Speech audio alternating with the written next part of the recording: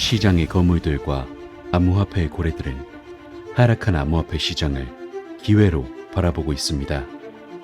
그에 따라 투자자분들 역시도 이 핵심을 파악해야 합니다.